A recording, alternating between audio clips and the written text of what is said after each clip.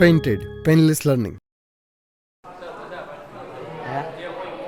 બે બહેની જ હજી તો છઠ્ઠું જાતનું ના નોટ બનાવી ન જો ને એવો ટાઈમ છે ને મારી પાસે એવો ટાઈમ નથી.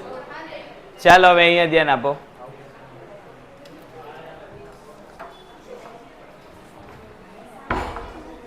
ધોરણ 12 કોમર્સ વિષય અર્થશાસ્ત્ર. હવે બધાનું અહીંયા ધ્યાન હોવું જોઈએ. દરેક અન્ય પ્રવૃત્તિ બંધ અને અહીંયા ધ્યાન આપો. વિષય અર્થશાસ્ત્ર ચેપ્ટર નંબર 7 વસ્તી, એના વિશે આપણે માહિતી મેળવતા હતા. શરૂઆતના સમયમાં આપણે વસ્તી વિસ્ફોટના અર્થની વાત કરી હતી કે જન્મદરમાં એક સામતો વધારો થાય છે, જેની સામે મૃત્યુદર કેવો રહે છે? ઓછો રહે છે. પરિણામે જે ચોખ્ખી વસ્તીનો વધારો થાય છે તેને વસ્તી વિસ્ફોટ કહેવામાં આવે છે. પછી આપણે છે ભારતમાં વસ્તીના વલણો વિશેની વાત કરી હતી. વસ્તીના વલણોનો આધાર કોના ઉપર છે? તો કે વસ્તીનું કદ, વસ્તી વૃદ્ધિનો દર, જન્મદર, મૃત્યુદર વગેરે જેવી બાબતો ઉપર જે છે વસ્તીનો આધાર છે. પછી આપણે વર્ષ અનુસાર વસ્તી વિશેની વાત કરી હતી કે ભારતમાં એકમાત્ર વર્ષ 1921નું વર્ષ જે છે કે જેમાં દેશની વસ્તી ઘટેલી જોવા મળી હતી. બાકી 1921 પહેલાના અને 1921 પછીના બધા જ સમયમાં દેશની વસ્તીમાં શું થયો છે? તો કે વધારો થયો છે. એટલા માટે 1921ના વર્ષને કેવું વર્ષ કીધેલું છે? મહાન વિભાજક વર્ષ એવું કીધેલું છે. 1921માં દેશની વસ્તી ઘટવાનું કારણ શું હતું? જન્મદરનો ઘટાડો હતો કારણ? તો શું હતું?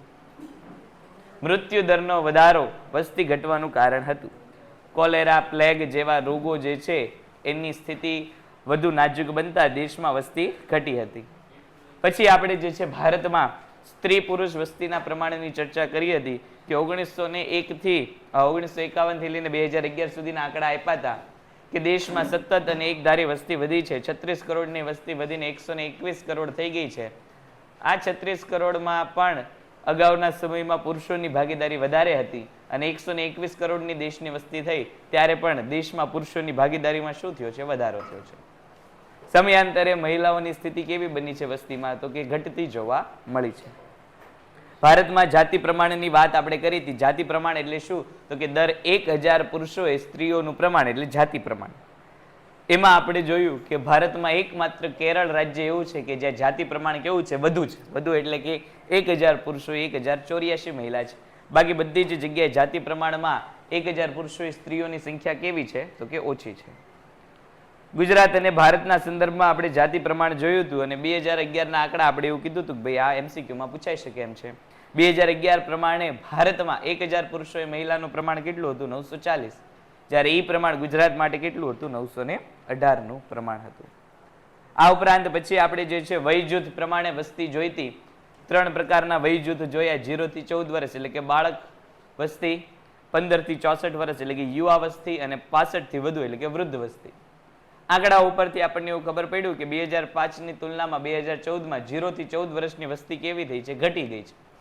આ ઘટવાનું કારણ શું છે? તો કે જન્મદર ઘટ્યો છે અને 65 વર્ષથી વધુની વસ્તીમાં વધારો થયો છે. એ શું સૂચવે છે? કે દેશમાં આરોગ્ય વિષયક સુવિધા સુધરી છે. 15 થી 64 વર્ષની વસ્તી જે છે એ વસ્તીનો વધારો દેશની આર્થિક સમૃદ્ધતા દર્શાવે છે કે દેશમાં સક્રિય શ્રમનો પુરવઠો કેવો છે? તો કે સારો છે. આગળ આપણે જે છે ભારતની ગ્રામીણ અને શહેરી વસ્તીની વાત કરી હતી.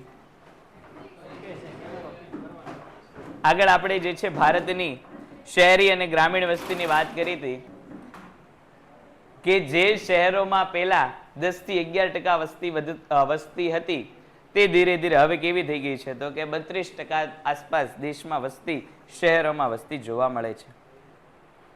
હવે આપણે પહોંચ્યા છીએ વસ્તી વધારાના કારણો ઉપર એટલે કે 7.3. ચાલો અહીંયા સુધીમાં ઓનલાઈન બેઠેલામાંથી અથવા તો અહીંયા બેઠેલામાંથી કોઈને કઈ પ્રશ્ન ખરા?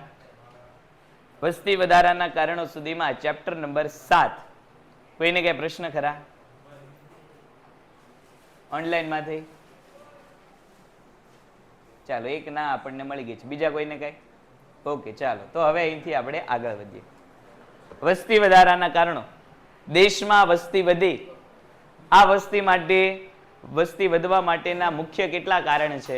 તો કે દેશમાં વસ્તી વધવાના મુખ્ય બે કારણ. દેશમાં વસ્તી વધી, આ વસ્તી વધવાના મુખ્ય કેટલા કારણ છે? તો કે બે જ કારણ છે. કયા કયા બે કારણ? એક તો જન્મદર અને બીજું મૃત્યુદર. દેશમાં વસ્તી વધવાનું સૌથી અગત્યનું કારણ વધુ પડતો જન્મદર અને નીચો મૃત્યુદર. દેશમાં જેટલા બાળકો જન્મે છે એની સામે મૃત્યુ પામતા વ્યક્તિઓની સંખ્યા કેવી છે? ઓછી છે. દાખલા તરીકે 100 બાળકો જન્મતા હોય તો 100 બાળકોએ 2 વ્યક્તિ મૃત્યુ પામે છે. એટલે ચોખ્ખો દેશનો વસ્તી વધારો કેટલો? 98. આવું થવાથી દેશની વસ્તી કેવી થાય છે? તો કે વધતી જાય છે. વસ્તી વધારાને અસર કરનાર મુખ્ય બે પરિબળો છે, જન્મદર અને મૃત્યુદર. વસ્તી વધારાનું કારણ શું છે? તો કે જન્મદર અને મૃત્યુદરમાં રહેલો તફાવત. દેશમાં જે છે જન્મદર કેવો જોવા મળે છે? તો કે ઊંચો. તેની સામે મૃત્યુદર કેવો જોવા મળે છે? નીચો. બાળકોનો જન્મ ઝડપથી થાય છે પણ આરોગ્ય વિષયક સુવિધાઓ કેવી થઈ ગઈ છે? તો કે સારી થઈ ગઈ છે. એટલે મૃત્યુ પામતા લોકોની સંખ્યા કેવી જોવા મળે છે? ઓછી જોવા મળે છે. આ નીચી મૃત્યુદર આગળ જતા કોને લાવે છે? તો કે વસ્તી વધારાને લાવે છે. તો 1 માર્કનો પ્રશ્ન અહીંથી આપણને પૂછાઈ શકે કે વસ્તી વધારા માટેના અગત્યના અથવા તો મુખ્ય પરિબળો કેટલા છે અને કયા કયા? વસ્તી વધારા માટેના મુખ્ય પરિબળો કેટલા છે અને કયા કયા? કેટલા છે? તો કે 2 છે. કયા કયા? જન્મદર અને મૃત્યુદર. આગળ વધીએ જન્મદરથી. જન્મદર કોને કહેવાય એ વિશેની માહિતી અહીંયા આપણને આપેલી છે કે વર્ષ દરમિયાન દર 1000ની માનવ વસ્તીએ જન્મ પામતા બાળકોની સંખ્યા એટલે જન્મદર. 1 માર્કમાં આપણને પ્રશ્ન પૂછાય કે જન્મદર એટલે શું? બંધ કરી દે છે કોઈ હવે?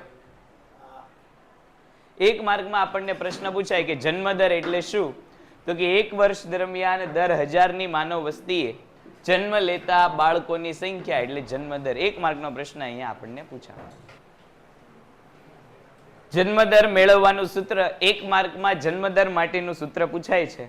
1 માર્કમાં વ્યાખ્યા અથવા તો સૂત્ર બેમાંથી એક હશે નહીં હશે. તો કે વર્ષ દરમિયાન જીવતા જન્મેલા બાળકોની સંખ્યા છેદમાં કુલ વસ્તી ગુણ્યા 1000. આ સૂત્ર આપણે મૂકીએ એટલે આપણને દેશમાં કેટલો જન્મદર છે એનો ખ્યાલ આવે. જન્મદરને ટકાવારીમાં દર્શાવી શકાતું નથી પરંતુ પ્રત્યેક 1000ની વસ્તી દીઠ તેને ગણવામાં આવે છે. વસ્તીમાં કેટલો વધારો થાય છે તે જન્મદરના આધારે ખ્યાલ આવે છે. વસ્તી નીતિ નક્કી કરવામાં જન્મદરના આંકડા કેવા છે? તો કે મદદરૂપ થાય છે. જન્મદર કે મૃત્યુદર ટકામાં જે છે માપી શકાય નહીં. શું કામ? તો કે અહીંયા સંખ્યા ગણવાની વાત છે અને સંખ્યા કેવી છે? તો કે જીવતા જન્મતા બાળકોની. એટલે ટકામાં એને આપણે માપી શકતા નથી. શું કામ? તો કે અહીંયા સૂત્રમાં 100 નો ઉપયોગ નથી થતો પણ કોનો ઉપયોગ થાય છે? 1000ની વસ્તીનો ઉપયોગ થાય છે. તો 1000ની સાથે આપણે ટકાવારી ગણી શકીએ નહીં. અહીંયા આપણને કોષ્ટક આપેલું છે વર્ષ અને જન્મદર. પ્રતિ 1000 વ્યક્તિએ નવા કેટલા બાળકો જન્મે છે? 1951માં જન્મદર કેટલો હતો? તો કે 39.9 નો. એટલે કે અંદાજે 40 બાળકો 1951માં જન્મતા હતા જે 2001માં કેટલા થઈ ગયા? 21.8. એટલે કે એપ્રોક્સ 22 બાળકો જન્મે છે. આ બાબત શેને દર્શાવે છે? તો કે દેશમાં ધીરે ધીરે જન્મદરમાં ઘટાડો થાય છે જે વસ્તીને લગતી બાબત માટે સારી વાત છે. વિશ્લેષણની વાત કરીએ તો ભારતમાં 1951માં જન્મદરનું પ્રમાણ 39.9% હતું જે 2011માં ઘટીને 21.8% થઈ ગયું. એટલે કે જન્મદરમાં 18.1 નો ઘટાડો આપણને જોવા મળ્યો. એટલે કે 18 બાળકો હવે ધીરે ધીરે કેવા જન્મે છે? ઓછા જન્મે છે. આ ઘટાડાનો ખૂબ ધીમો છે એટલે કે જન્મદર હજુ પણ કેવો છે? તો કે નોંધપાત્ર રીતે વધુ છે. હવે જો 1951માં 40 બાળકો જન્મતા હતા પણ એ 1951ની વસ્તી પ્રમાણે 40 બાળકો જન્મતા હતા. 1951માં કેટલી વસ્તી હતી? તો કે આગળ હમણાં જોઈએ કે 36 કરોડની આસપાસ વસ્તી હતી. 36 કરોડમાંથી 40 બાળકો જન્મતા હતા. હવે કેટલી વસ્તી છે? તો કે 147 કરોડ 22 બાળકો જન્મે છે. તો આ આમ જો તો આંકડો કેવો છે? તો કે વધારે છે. પહેલા 36 કરોડની વસ્તી સાથે એની સરખામણી હતી. હવે કોની સાથે સરખામણી? 147 કરોડની વસ્તી સાથે સરખામણી છે. એટલે હાલની તારીખે ભલે આ જન્મદર દેખીતી રીતે આપણને ઓછો જોવા મળે છે પણ હજી આ જન્મદર કેવો છે? તો કે વધુ છે. જન્મદર ધીમે ઘટવાનું કારણ શું છે? તો કે શિક્ષણનું નીચું પ્રમાણ, પુત્ર પ્રાપ્તિની ઘેલછા અને આવકની નીચી સપાટી. 1 માર્કમાં પ્રશ્ન પૂછાય કે નીચા જન્મદરના કારણો ઊંચા જન્મદરના કારણો જણાવો. 1 માર્કમાં પ્રશ્ન પૂછાય. કેટલા કારણો છે? 3 કારણો છે. કયા કયા? તો કે શિક્ષણનું નીચું પ્રમાણ.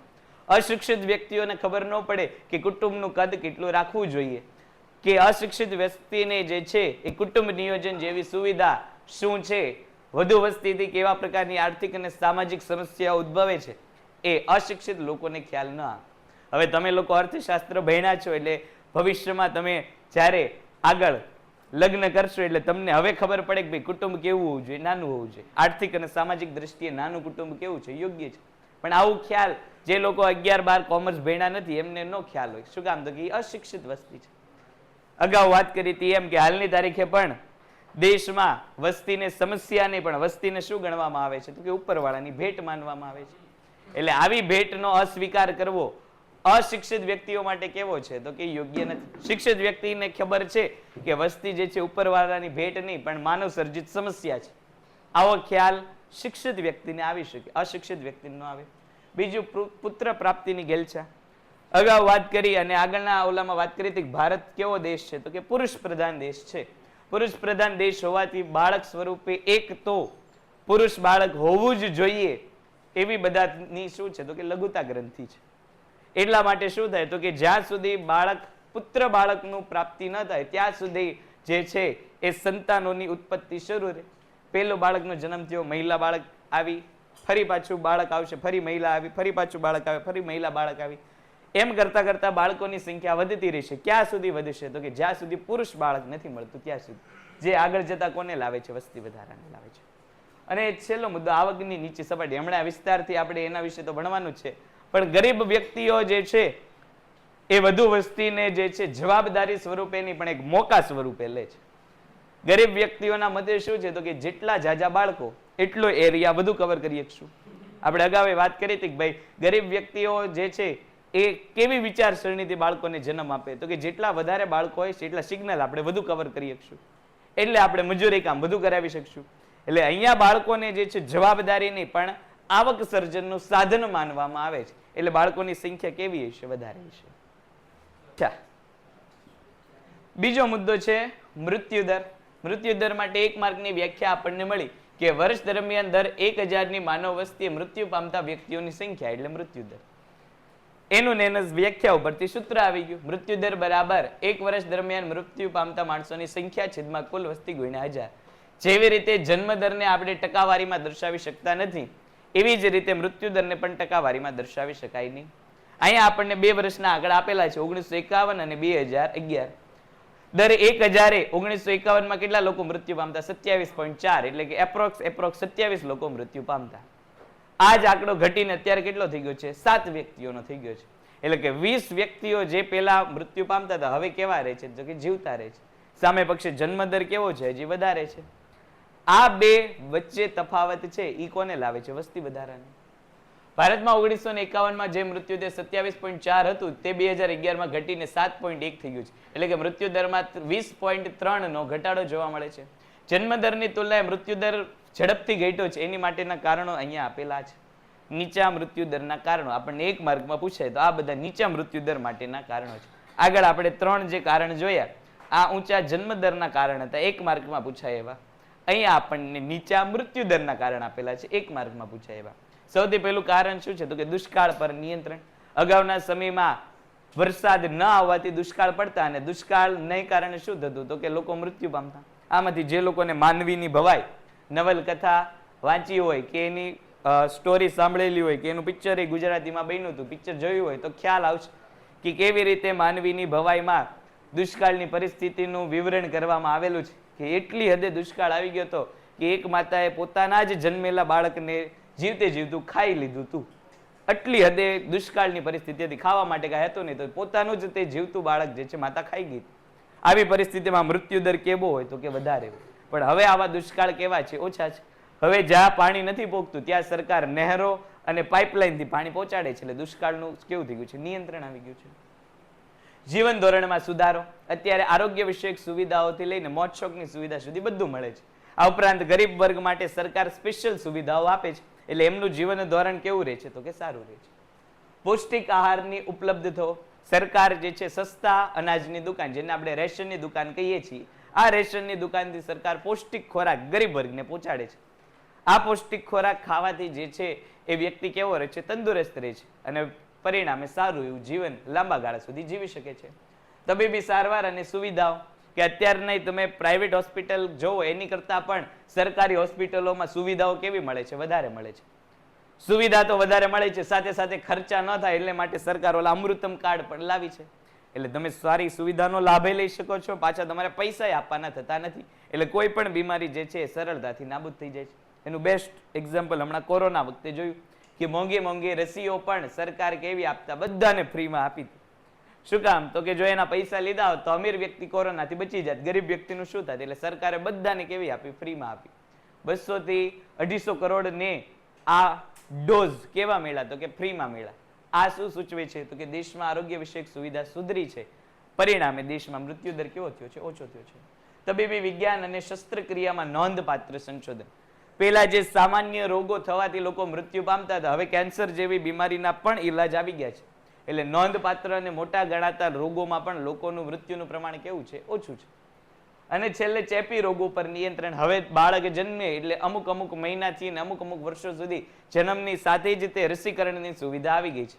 એટલે જે બાળ મૃત્યુ દર બાળકોના રોગથી થતો હતો અને ખાસ કરીને ચેપી રોગ હતા, આ બધા કેવા થઈ ગયા છે? ઓછા થઈ ગયા છે. હવે રોગ જ નહીં થાય તો સ્વાભાવિક છે વ્યક્તિ કેવા મૃત્યુ પામશે? ઓછા. ઊંચા જન્મદર માટેના કારણો. ઊંચા જન્મદર માટે મહત્વના 3 કારણો છે: સામાજિક પરિબળ, આર્થિક પરિબળ અને અન્ય પરિબળ. એમાંથી પહેલું સામાજિક પરિબળ.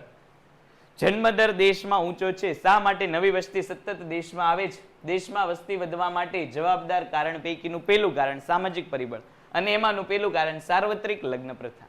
સાર્વત્રિક લગ્ન પ્રથા એટલે શું? તો કે દેશમાં દરેક વ્યક્તિ લગ્ન કરે છે. કોઈ એવું વ્યક્તિ નથી કે જે લગ્ન નથી કરતું. દેશમાં અમીરોય લગ્ન કરે છે, ગરીબોય લગ્ન કરે છે, શારીરિક રીતે ખોડ ખાપણ વાળા વ્યક્તિએ લગ્ન કરે છે, અને અન્ય રીતે અસ્થાયી વ્યક્તિઓ પણ શું કરે છે? તો કે લગ્ન કરે છે. શું કામ? તો કે ભારત જેવા દેશમાં લગ્ન જે છે એને એક સાંસ્કૃતિક માન્યતા સાથે જોડેલું છે. વિદેશની લગ્ન પ્રણાલી અને આપણી લગ્ન પ્રણાલી કેવી છે? તો કે પ્રમાણમાં અલગ છે. અહીંયા જન્મને લગ્નને જે છે જન્મના સાથ જેવું જોવામાં આવે છે. સામે વર્ષ 2 વર્ષના સાથ જેવું જોવામાં આવે વિદેશોમાં. એના કારણે ત્યાં અમુક લોકો લગ્ન કરે તે નહીં કરે. અને પાછું કેવી સિસ્ટમ છે ત્યાં? તો કે ત્યાં જે છે પ્રાણીઓ જેવી સિસ્ટમ છે. વગર લગ્ન તે અમુક લોકો સાથે રહેતા હોય. પ્રાણીઓમાં કઈ લગ્ન જેવું હોય નહીં, એટલે એ લોકો સાથે રહેતા હોય. પણ અહીંયા એવું નથી. અહીંયા તમારે જો સાથે રહેવું હોય તો શું કરવું પડશે? લગ્ન કરવા પડશે. અને દેશમાં મોટા ભાગની પ્રજા કેવી છે? તો કે લગ્ન કરે છે. કારણ કે એક ધાર્મિક માન્યતા છે એટલે. અને જે લોકો દેશમાં લગ્ન ન કરે એના પ્રત્યે સમાજ કેવું જોવે? તો કે આમાં કંઈક હશે ખામી, એટલે લગ્ન નથી થતા.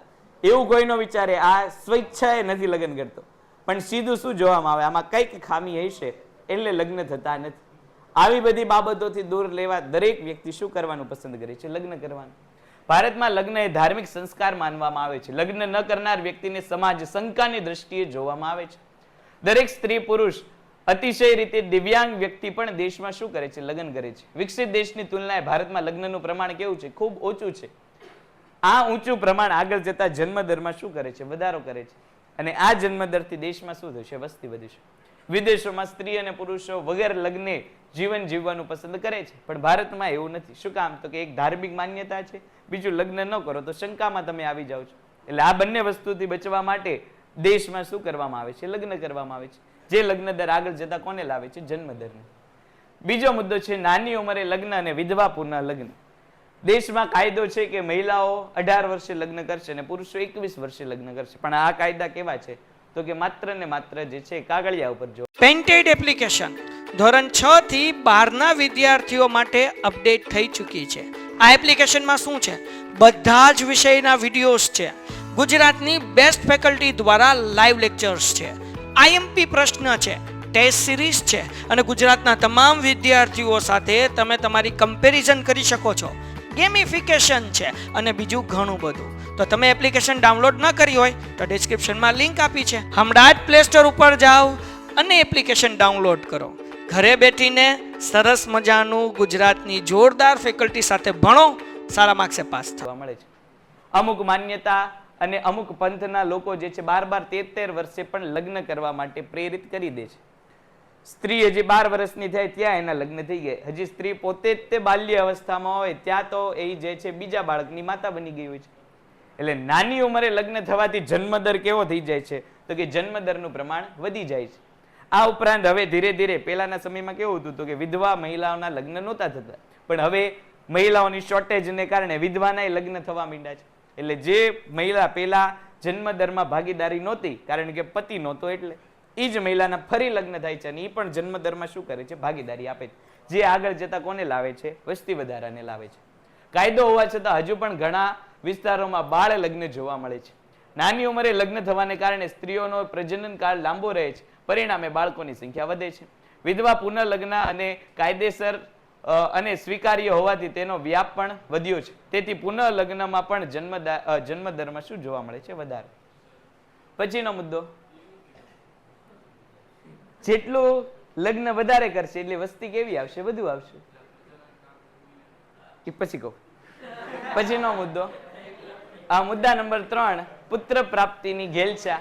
હમણાં આપણે વાત કરી કે પુત્ર પ્રાપ્તિની ઘેલછા એટલે શું?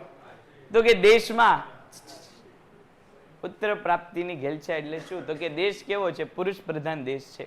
જ્યાં સુધી પુરુષ બાળક નહીં જન્મે ત્યાં સુધી જે છે એ બાળકોને જન્મ આપવાનો કાયદો આપણા દેશમાં સમાજે બનાવી દીધેલો છે.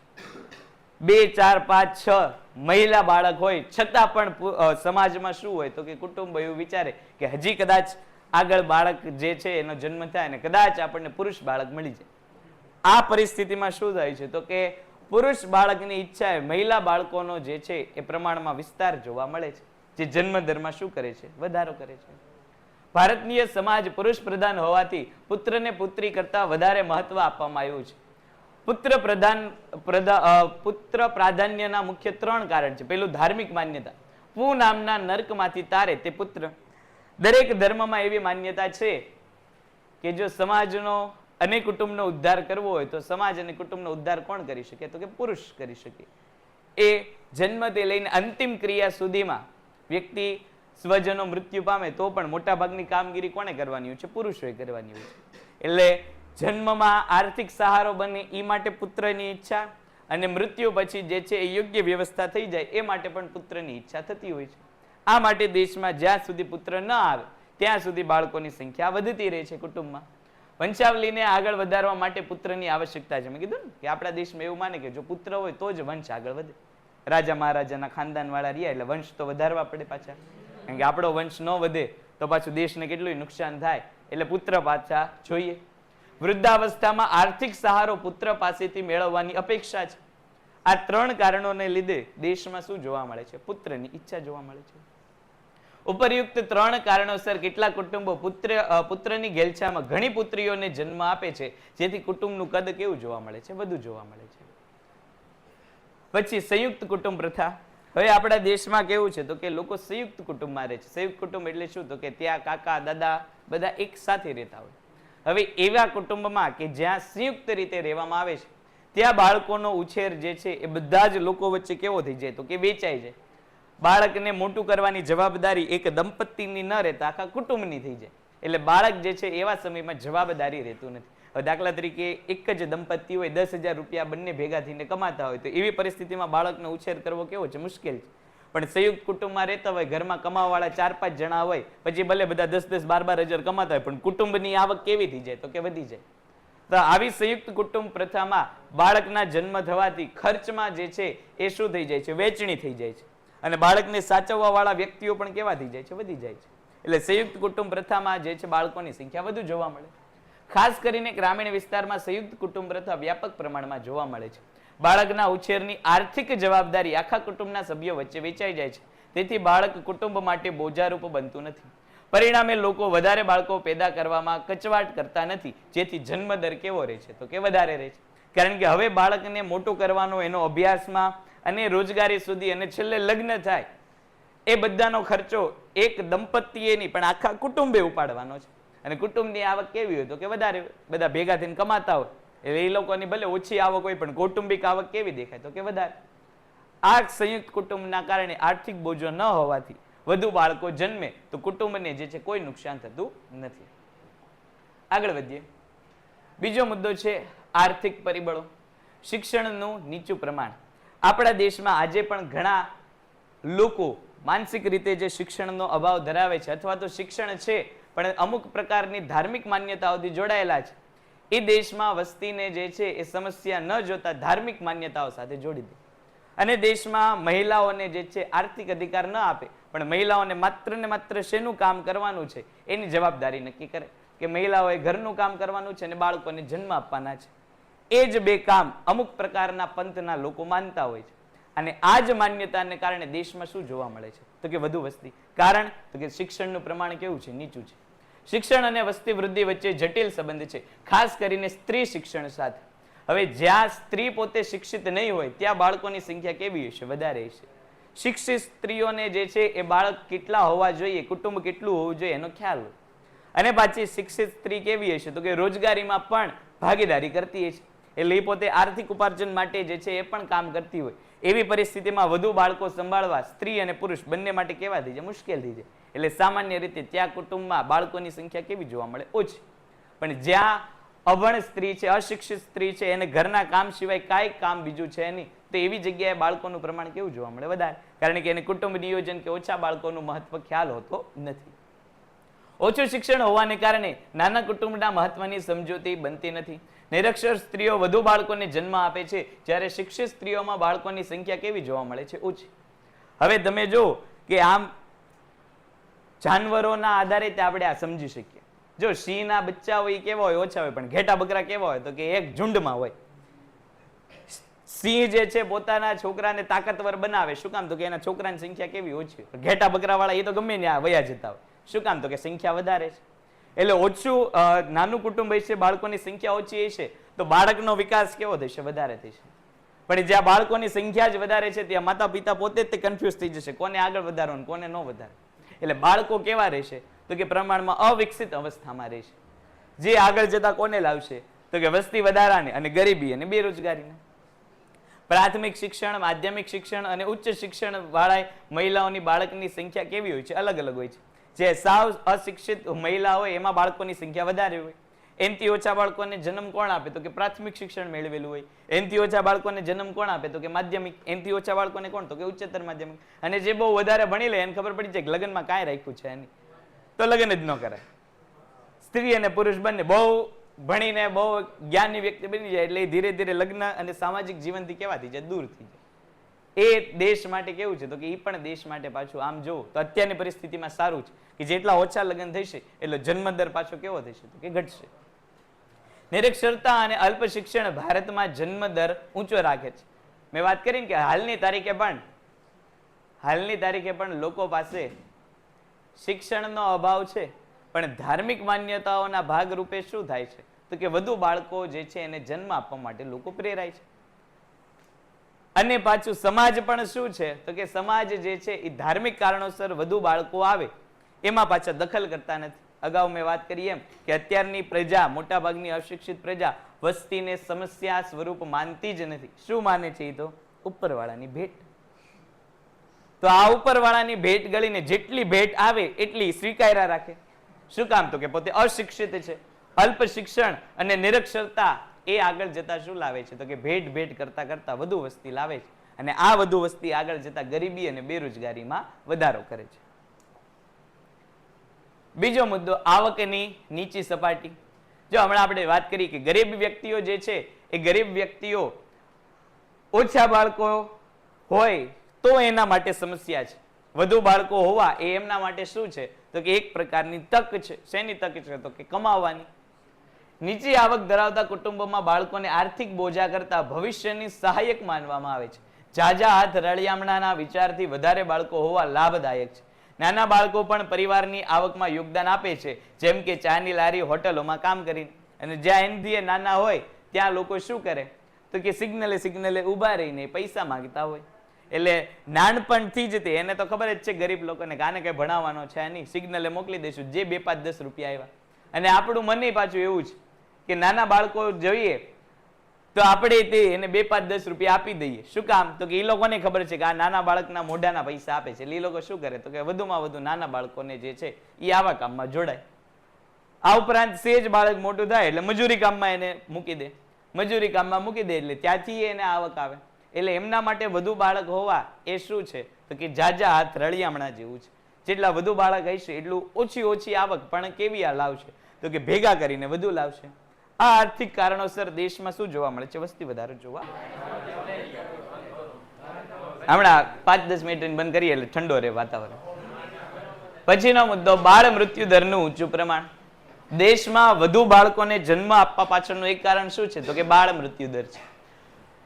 અત્યારના દંપતી શું કરે? તો કે બેકઅપ પ્લાન સ્વરૂપે બાળકોની સંખ્યા વધારે કરે. બેકઅપ પ્લાન એટલે શું? તો કે ભાઈ કુટુંબમાં જો અગાઉથી જન્મેલું બાળક મૃત્યુ પામે તો એ બાળકનું સ્થાન કોણ લઈ શકે? તો કે નવું બાળક લઈ શકે. એ માટે બેકઅપ પ્લાન થી હાલ. એટલે બાળકોની સંખ્યા કેવી રાખે? વધારે રાખે. કે બાળકના જન્મ પછી જો એ મૃત્યુ પામ્યું અને આપણે બાળકોની સંખ્યા ઓછી રાખી તો આગળ જતા કુટુંબને કોણ આગળ લઈ જશે? વંશ કોણ વધારશે? એવી પરિસ્થિતિમાં કે જ્યાં બાળ મૃત્યુ દર વધારે છે ત્યાં મહિલાઓ શું કરે? પુરુષો શું કરે? દંપતી શું કરે? તો કે વધુ બાળકને જન્મ આપે. તમે ઓલું અલ્લુ અર્જુનનું એક પિક્ચર જોયું હોય તો એમાં 3 ભાઈઓ હતા તો એમાં એ ગુંડાને જઈને ધમકાવે છે કે હમ તો હમારે મા બાપ કે 3 બેટે એક ચલા ગયા તો ભી કોઈ દુઃખ નહીં પણ તેરા તો એક ही બેટા है ચલા ગયા તો એની જેમ અહીંયા પણ છે કે એકાદ બે સંતાન હોય ને એને કઈક થઈ ગયું તો કુટુંબ કેવું થઈ જાય? તો કે પૂરું થઈ જાય. એટલે એકાદ બે સંતાન કદાચ જાય તે તો એનો બેકઅપમાં જે છે બીજા સંતાનો હોય એમ કરીને શું કરવામાં આવે? તો કે વધુ બાળકોને જન્મ આપવામાં આવે. એના કારણે દેશમાં શું જોવા મળે? વસ્તી વધારો. દર 1000 જીવતા જન્મેલા બાળકોમાંથી 1 વર્ષનું આયુષ્ય પૂરું થાય તે પહેલા મરણ પામનાર બાળકોની સંખ્યા એટલે બાળ મૃત્યુ દર. બાળ મૃત્યુ દરની વ્યાખ્યા આપણને ઢગલે ને પગલે આપે છે. એટલે એક માર્કમાં પૂછાય. ઊંચા બાળ મૃત્યુ દર હોવાથી માતા પિતા વધારે બાળકોને જન્મ આપવાનું પસંદ કરે છે જેનાથી કેટલીક સંતાનો જીવતી રહે. કે વધુ બાળકોને જન્મ આપો, અમુક વયા પણ ગયા, મૃત્યુ પણ પામ્યા તો પાછળ અમુક તો પાછા જીવતા રહેશે એવું વિચારીને વધુ બાળકો જન્મવામાં આવે. દેશમાં બાળ મૃત્યુ દરનું પ્રમાણ કેટલું છે એ વિશે 2 વર્ષની માહિતી આપેલી છે કે 1951માં દર 1000 માંથી 146 બાળકો મૃત્યુ પામતા. આ મૃત્યુ દર ઘટીને હવે કેટલું થઈ ગયું છે? તો કે 41.40. એટલે કે 1000 માંથી ઓન એન એવરેજ 41 બાળકો કેવા થાય છે? મૃત્યુ પામે છે. આ પરિસ્થિતિ શું દર્શાવે છે? તો કે દેશમાં બાળ મૃત્યુ દર ઘટ્યો છે. ભારતમાં વિકસિત દેશોની તુલનામાં બાળ મૃત્યુ દર ઘણો ઓછો છે. 1951માં બાળ મૃત્યુ દર જે 146 હતો જે 2011માં ઘટીને કેટલો થઈ ગયો? 41.40. છતાં આ બાળ મૃત્યુ દર હજી કેવો ગણાય છે? ઊંચું ગણાય છે. બાળ મૃત્યુ દર ઊંચા હોવાના મુખ્ય કારણ 1 માર્ક માટેનો પ્રશ્ન અહીંયા આવી ગયો કે ઊંચા બાળ મૃત્યુ દરના કારણો શું છે? તો કે સૌથી પહેલું ગરીબી. ગરીબી શું કામ? તો કે ગરીબ દંપતીને પૂરતા પ્રમાણમાં આરોગ્ય વિષયક સુવિધા ન મળે, પૌષ્ટિક આહાર ન મળે, એટલે કે માતાને જ તે પૂરતું પોષણ ન મળે, એ આગળ જતા પોષણના અભાવે બાળક પણ શું થાય? તો કે મૃત્યુ પામે. બીજું શું છે? તો કે દીકરીના જન્મની ઉપેક્ષા. દીકરીના જન્મ થાય તો એને ભૂતકાળમાં આપણે વાત કરી કે દૂધ પીતી કરવાનો રિવાજ હતો કે એ મોટી થઈ પહેલા જ એને શું કરી દેવામાં આવે? મૃત્યુ આપવામાં આવે. પોષણયુક્ત આહારનો અભાવ, સ્ત્રીઓને વારંવાર થતી કસુવાવડો, બાળકના ઉછેર અંગેની જૂની માન્યતાઓ, અપૂરતી આરોગ્યની સગવડ અને 2 બાળકો વચ્ચેનો ઓછો ગાળો. બાળકના જન્મ માટે જે છે એને તંદુરસ્ત શરીર હોવું એ ફરજિયાત છે. પણ વારંવાર જે છે પુત્ર કે પુત્રીના જન્મ થવાથી, બાળકોના વારંવાર જન્મ થવાથી સ્ત્રીઓનું શરીર પણ કેવું થઈ જાય? તો કે અયોગ્ય થઈ જાય. એટલે એ જે બાળકને જન્મ આપે એ પહેલેથી જ કેવું હોય? તો કે માંદું. અને એ માંદું બાળક જે છે એ આગળ જતા વધારે જીવી શકે નહીં. એટલે દેશમાં શું જોવા મળે? તો કે બાળ મૃત્યુ દર વધારે જોવા મળે. આગળ વધીએ. પછીનો મુદ્દો ઊંચો પ્રજનન દર. વ્યાખ્યા. વર્ષ દરમિયાન 15 થી 49 વર્ષની સ્ત્રીઓમાં દર 1000 સ્ત્રીઓના કુખે જીવતા જન્મતા બાળકોની સંખ્યા. ભારતના વિશ્લેષણ અને લક્ષણની વાત કરીએ તો જો ભારતમાં અહીંયા દર એક મહિલા ઓન એન એવરેજ કેટલા બાળકોને જન્મ આપે છે એના વિશેની માહિતી આપેલી છે કે અગાઉના સમયમાં એટલે કે 1961માં એક મહિલા ઓન એન એવરેજ કેટલા બાળકોને જન્મ આપતી હતી? 6 બાળકોને જન્મ આપતી હતી. જે 2011માં ઘટીને કેટલા થઈ ગયા છે? 3 બાળકો સુધી આવ્યા છે. પણ આ 2061માં વસ્તી અને અત્યારની વસ્તીમાં પાછો તફાવત છે. 2061માં આપણે 147 કરોડ નહોતા, અત્યારે આપણે 147 કરોડ છે. એટલે 147 કરોડમાં પાછી મહિલાનું સંખ્યા કેવી થઈ છે? વધી ગઈ. પેલા 100 મહિલાની ગણતરી હાલતું, હવે 1000 મહિલાની ગણતરી હાલે છે. એટલે પેલા 100 મહિલા ભેગી થઈને 6 બાળકો ગણો એટલે 600 બાળકો આવતા. હવે એ જ માતાઓની સંખ્યા કેટલી થઈ ગઈ? 1000 થઈ ગઈ. એટલે 1000 માંથી એક માતા 3 બાળકને આપે જન્મ તો હવે કેટલા બાળકોની સંખ્યા થઈ? 3000 ની. તો આમ જોવું તો દેશમાં હજી વસ્તી કેવી છે? વધારે જ છે. કારણ શું છે? તો કે નાની ઉંમરે થતા લગ્ન, અપરિણિત મહિલાઓ જે છે એનું પ્રમાણ વધારે હોવાથી આવું જે છે એ ઊંચો જન્મદર દેશમાં જોવા મળે છે. બીજો મુદ્દો કુટુંબ નિયોજન અંગેની માહિતીનો અભાવ. કુટુંબ કેટલું રાખવું, કેટલા બાળકો હોવા સારા, કેટલા વર્ષે બાળકો હોવા સારા, એક બાળક અને બીજા બાળક વચ્ચે કેટલો સમય રાખવો જોઈએ ઓછામાં ઓછું એવો લોકોને ખ્યાલ જ નથી. તંદુરસ્ત બાળકના જન્મ માટે ડોક્ટર એવું કહે કે એક અને બીજા બાળક વચ્ચે ઓછામાં ઓછો 4 થી 5 વર્ષનો સમય હોય તો બીજું બાળક તમને તંદુરસ્ત જે છે પ્રાપ્ત થાય. પણ આ બાબતને ધ્યાનમાં લીધા સિવાય, કુટુંબ નિયોજનને ધ્યાનમાં લીધા સિવાય આડેધડ જો જન્મ દરમાં વધારો થાય તો એ બાળક કેવા આવે તો કે મૃત્યુ પામેલા આવે. કુટુંબ નિયોજનનો અર્થ આયોજિત માતૃત્વ અને પિતૃત્વ દ્વારા કુટુંબને સમજણતાપૂર્વક મર્યાદિત રાખવું તથા બે બાળકો વચ્ચે યોગ્ય સમયગાળો નક્કી કરવો એને કુટુંબ નિયોજન કહેવાય. એક માર્કમાં તમને કુટુંબ નિયોજનનો અર્થ પૂછાય છે. કુટુંબ નિયોજન એટલે શું તો કે આયોજિત માતૃત્વ અને પિતૃત્વ. માતા પિતા બનવું કઈ સહેલું છે નથી, આયોજન કરવું પડે. બાળકના જન્મથી લઈને એના શિક્ષણ સુધીનું, રોજગારી સુધીનું આયોજન કરો તો માતૃત્વ અને પિતૃત્વ ધારણ કરી શકાય. આ કેવી પરિસ્થિતિ છે કે ત્યાં એક નવું જીવ તમારા ભરોસે દુનિયામાં આવવાનું છે. હવે તમને પોતાના જ તે કઈ ઠેકાણા ન હોય અને તમે તમારા ભરોસે કોકને લાવો તો એનું જીવન કેવું થઈ જાય તો કે અયોગ્ય થઈ જાય. તમારી પોતાની આવક નબળી હોય ને એમાં પાછા તમે સંતાનો નહીં તે લાવો તો સંતાનોનું જીવન કેવું રહે? નબળું જ રહે. એટલે અહીંયા શું કરવાનું છે? આયોજન કરવાનું છે કે તમારા આર્થિક સ્થિતિ, કૌટુંબિક સ્થિતિ, પારિવારિક સ્થિતિના આધારે તમે કેટલા બાળકો અફોર્ડ કરી શકો એવા છો. 1 બાળક, 2 બાળક, 3 બાળક, એના આધારે જન્મદર અને તમારે જે છે એ કુટુંબ ની સંખ્યા નક્કી કરવાની છે. એ જ પરિસ્થિતિ કોણ તમને કહે છે? કુટુંબ નિયોજન કહે છે કે બાળકો હોવા જોઈએ પણ પાછા કેટલા હોવા જોઈએ તો કે આપણી કેપેસિટી હોય એટલા હોવા જોઈએ. કારણ કે આપણા બાળકો કઈ બાજુવાળો ઉછેર એનો નથી કરવાનો, એ જોઈને આપણે બાળકોનો જન્મ આપવાનો. લોકો તો કે ભાઈ વધુ બાળકો કરો પણ આપણી કેપેસિટી શું છે પેલા એ આપણને ખબર હોવી જોઈએ તો બાળકને આપણે દુનિયામાં લવાય. આપણી કેપેસિટી ન હોય તો પછી લગ્નથી જ દૂર રહેવાય. ભારતીય સમાજમાં કુટુંબ નિયોજન સામે અવરોધો ઉભા થવાનું મુખ્ય કારણ શું છે તો કે વ્યાપક ગરીબી. હવે હમણાં આગળ વાત કરી કે ગરીબ વ્યક્તિ જે છે એ વસ્તીને સમસ્યા માનતા જ નથી. એ તો શું માને છે તો કે કમાવાની તક. તો એવા લોકોને આપણે એવું સમજાવવા જઈએ કે ભાઈ વધુ બાળકો સારા નહીં, એ લોકો સમજે જ નહીં, શિક્ષણ નથી અને ગરીબ છે. એટલે એ આવકના ભાગરૂપે શું કરશે તો કે વધુ બાળકોને જન્મ આપશે. એટલે દેશમાં કુટુંબ નિયોજન થશે નહીં.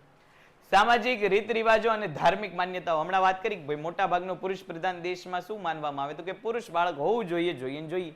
એટલે બાળકોની સંખ્યા શું રહે તો કે વધતી રહે. આ ઉપરાંત જે છે એ માન્યતા, ધાર્મિક માન્યતાને કારણે પણ શું કરવામાં આવે તો કે વસ્તી વધારવામાં આવતી હોય છે. લોકો તો કહી દે છે કે ભાઈ વસ્તી વધારો. લોકોને પેન્ટેડ એપ્લિકેશન ધોરણ 6 થી 12ના વિદ્યાર્થીઓ માટે અપડેટ થઈ ચૂકી છે. આ એપ્લિકેશનમાં શું છે? બધા જ વિષયના વિડીયોઝ છે. ગુજરાતની બેસ્ટ ફેકલ્ટી દ્વારા લાઈવ લેક્ચર્સ છે, આઈએમપી પ્રશ્ન છે, ટેસ્ટ સિરીઝ છે અને ગુજરાતના તમામ વિદ્યાર્થીઓ સાથે તમે તમારી કમ્પેરિઝન કરી શકો છો. ગેમિફિકેશન છે અને બીજું ઘણું બધું. તો તમે એપ્લિકેશન ડાઉનલોડ ન કરી હોય તો ડિસ્ક્રિપ્શનમાં લિંક આપી છે. હમણાં જ પ્લે સ્ટોર ઉપર જાઓ અને એપ્લિકેશન ડાઉનલોડ કરો. ઘરે બેઠીને સરસ મજાનું ગુજરાતની જોરદાર ફેકલ્ટી સાથે ભણો, સારા માર્ક્સે પાસ થાઓ. ક્યાં હાચવવાના છે પણ આપણને ખબર હોવી જોઈએ કે ભાઈ હાચવવાના આપણે જ. પરિસ્થિતિ આપણી કેવી છે તો કે ઈ જોવાનું કામ કુટુંબ નિયોજન આપણને કહે છે. અને શિક્ષણનું નીચું પ્રમાણ. કુટુંબ નિયોજન માટેના વિવિધ સાધનો અંગેની અજાણ અને સાધનોની ક્યારેક અપૂરતી ઉપલબ્ધતાને કારણે જન્મદરમાં શું થાય છે તો કે વધારો થાય છે. લોકોને ખબર જ નથી કે જન્મદર નિયંત્રિત કરવો હોય તો પણ એની માટેની ઘણી બધી સુવિધાઓ છે. આ સુવિધાઓનો લાભ લોકો લઈ શકતા નથી. પરિણામે જન્મદર કેવો જોવા મળે છે તો કે વધુ જોવા મળે છે. પછીનો મુદ્દો નીચા મૃત્યુદર માટેના કારણો. ચાલો ઊંચા જન્મદર સુધીમાં અહીંયા સુધીમાં કોઈને કઈ પ્રશ્ન ખરા? ચાલો ઓનલાઈન માંથી કઈ પ્રશ્ન કોઈને? શા માટે દેશમાં સતત વસ્તી વધે છે એટલે કે ઊંચો જન્મદર શા માટે જોવા મળે છે એ વિશેની વાત કરી. હવે લોકો શા માટે ઓછા મરે છે, મૃત્યુ પામે છે એના વિશેની હવે આપણે વાત કરશું. ચાલો અહીંયા સુધીમાં પ્રશ્ન કાંઈ નથી? ચાલો ઓકે, ડન છે. માટેના કારણો તમને 2 થી 3 માર્કમાં પ્રશ્ન પૂછાય છે અને ઊંચા જન્મદર માટેના કારણો પણ બધા કેટલા 2 થી 3 માર્કમાં તમને પ્રશ્નમાં પૂછાય છે. 1 માર્કના પ્રશ્ન કયા કયા છે એ અંદરથી આવ્યા એ તમને કહી દીધા. બધા મુદ્દા એક સાથે ઘણીવાર 5 માર્કમાં પૂછી લેવામાં આવે છે. તો એ રીતને તમે જોઈ લેજો. નીચા મૃત્યુદરના કારણો આ 2 થી 3 માર્કમાં બધા પૂછવામાં આવે છે. લગભગ 4 જેટલા કારણો છે. પહેલું કારણ જીવન ધોરણમાં સુધારો.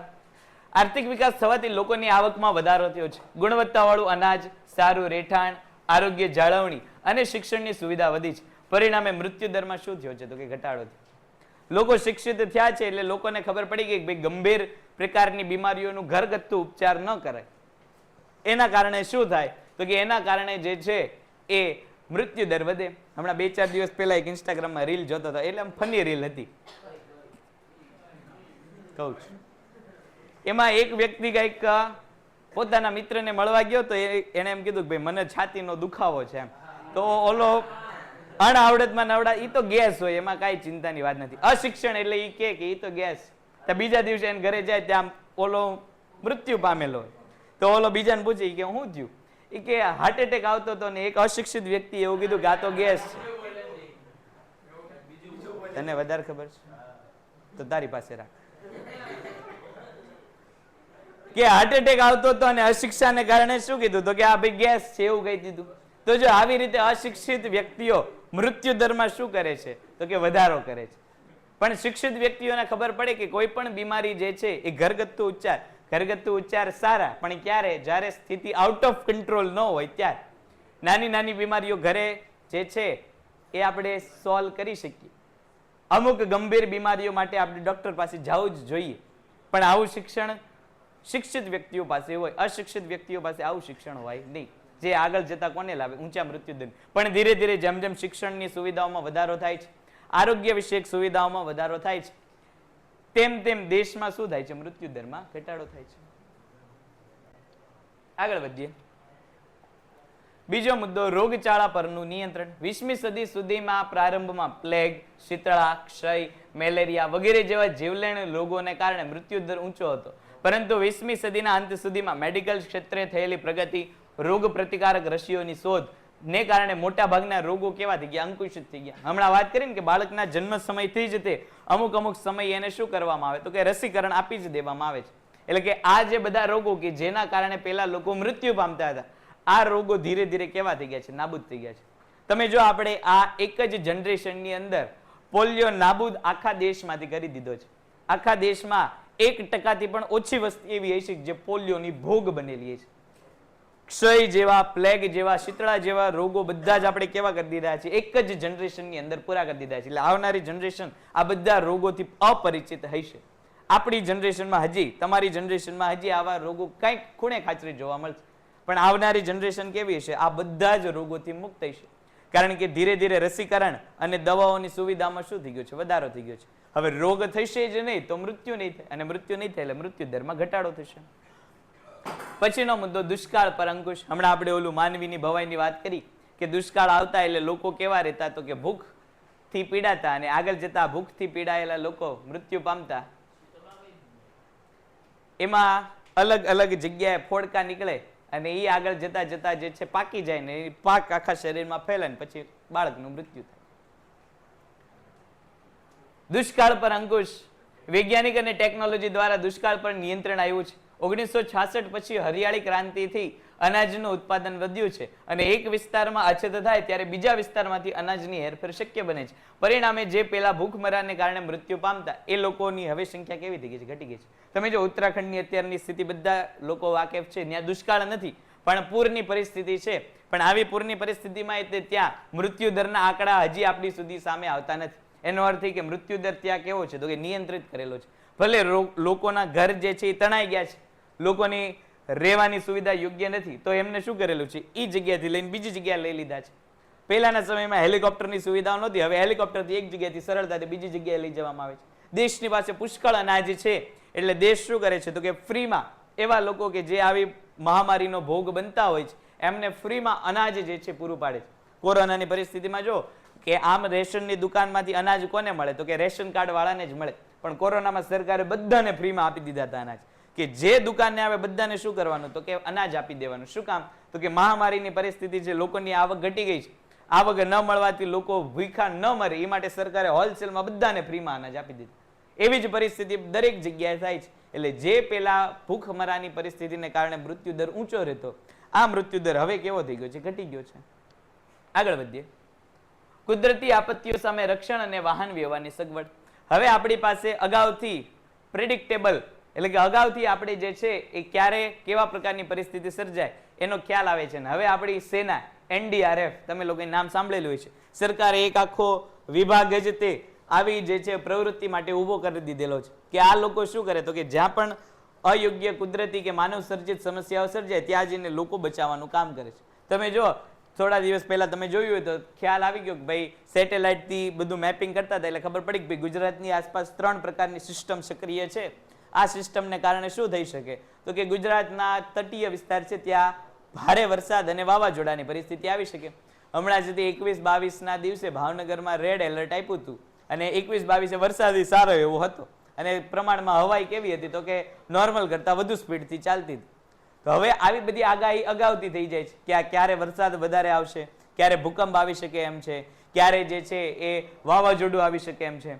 તો આવી પરિસ્થિતિ પહેલેથી ખ્યાલ આવે છે. એના કારણે શું થાય છે તો કે પહેલેથી જ તે આવી પરિસ્થિતિ સર્જાય એ પહેલા લોકોને યોગ્ય રીતે સ્થળાંતર કરી દેવામાં આવે. હવે જો એકવાર એવી ખબર પડી કે ભાઈ દરિયાકાંઠાના વિસ્તારોમાં જે છે એ વરસાદ આવવાનો છે, પૂરની પરિસ્થિતિ આવે એવું છે, એટલે દરિયાકાંઠામાં જે લોકો રહેતા હોય એને એક જગ્યાએ બીજી જગ્યાએ મોકલી દેવામાં આવે. જે માછીમારો હોય એને એવું કહી દેવામાં આવે કે હમણાં થોડો સમય તમે દરિયામાં ન જતા. એટલે પહેલા આવી ખ્યાલ નહોતો અને બધા જે તે જગ્યાએ રહેતા અને મૃત્યુ પામતા. એ મૃત્યુ દર હવે કેવો થઈ ગયો છે તો કે ઓછો થઈ ગયો. શું કામ તો કે ટેકનોલોજી એવી થઈ ગઈ કે આપદા આવે એ પહેલા જ આપણને બધી ખબર પડી જાય છે.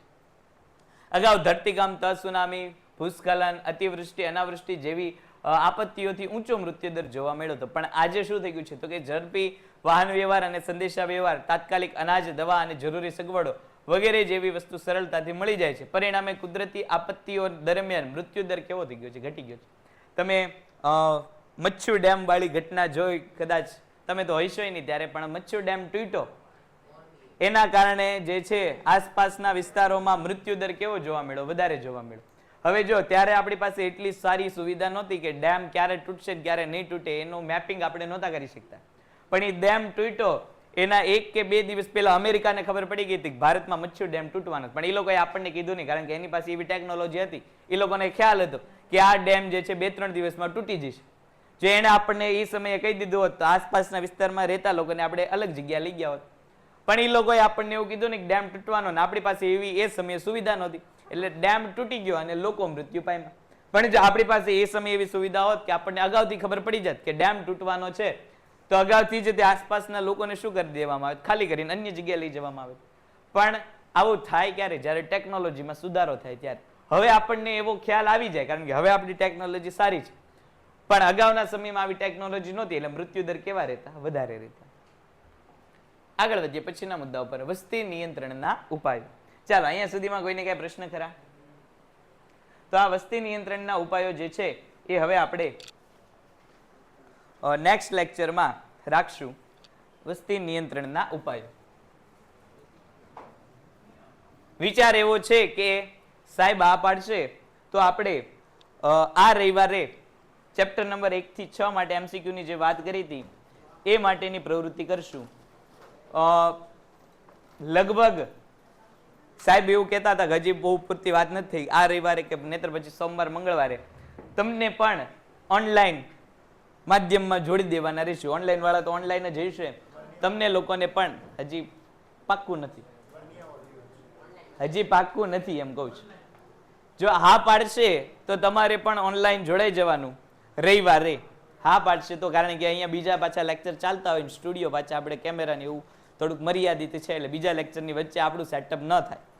એટલે જો હા પાડશે તો આપણે આ રવિવારે તમારે 1 થી 6 ચેપ્ટર માટે તમે લોકોની MCQ ની કામગીરી આપણે કરશું. પણ જો એવું મેળ નથી પડતો તો આપણે એવું કરશું કે રૂટીન દિવસોમાં આ ચેપ્ટર પૂરું થશે. હવે લગભગ એકાદ લેક્ચરમાં આ ચેપ્ટર પૂરું થઈ જશે. એટલે કદાચ આવતા સોમવારે આ ચેપ્ટર પૂરું થઈ જાય તો મંગળવારે આપણે, જો રવિવારે મેળ નહીં પડે તો મંગળવારે આપણે જે છે નેક્સ્ટ મંગળવારે આપણે એવી પ્રવૃત્તિ કરશું કે MCQ ની જે છે રેગ્યુલર લેક્ચરમાં જ તે MCQ આપણે ભણીશું. ખ્યાલ આવ્યો? ચાલો, અહીંયા સુધીમાં કોઈને કઈ પ્રશ્ન કરા? સર IMP PDF ફાઇલ મોકલો કીધેલું છે ભાઈ, PDF મોકલવાનું મોકલી દઈશ. ચાલો, બીજું કાંઈ? ભૂસ્ખલન એટલે ધરતીકંપ, લેન્ડસ્લાઇડ થાય, પહાડો તૂટી નીચે આવે, ભૂસ્ખલન. ઓકે, ચાલો. અહીંયા બેઠેલામાંથી કોઈને કઈ પ્રશ્ન ખરા? તો ચાલો, હા બોલો, કોને પ્રશ્ન છે? તો બાકીની પ્રવૃત્તિ આપણે નેક્સ્ટ લેક્ચરમાં આગળ વધીશું. પેન્ટેડ એપ્લિકેશન ધોરણ 6 થી 12ના વિદ્યાર્થીઓ માટે અપડેટ થઈ ચૂકી છે. આ એપ્લિકેશનમાં શું છે? બધા જ વિષયના વિડીયોઝ છે. ગુજરાતની બેસ્ટ ફેકલ્ટી દ્વારા લાઈવ લેક્ચર્સ છે. આઈએમપી પ્રશ્ન છે, ટેસ્ટ સિરીઝ છે અને ગુજરાતના તમામ વિદ્યાર્થીઓ સાથે તમે તમારી કમ્પેરિઝન કરી શકો છો. ગેમિફિકેશન છે અને બીજું ઘણું બધું. તો તમે એપ્લિકેશન ડાઉનલોડ ન કરી હોય તો ડિસ્ક્રિપ્શનમાં લિંક આપી છે. હમણાં જ પ્લે સ્ટોર ઉપર જાઓ અને એપ્લિકેશન ડાઉનલોડ કરો. ઘરે બેઠીને સરસ મજાનું ગુજરાતની જોરદાર ફેકલ્ટી સાથે ભણો, સારા માર્ક્સે પાસ થાઓ.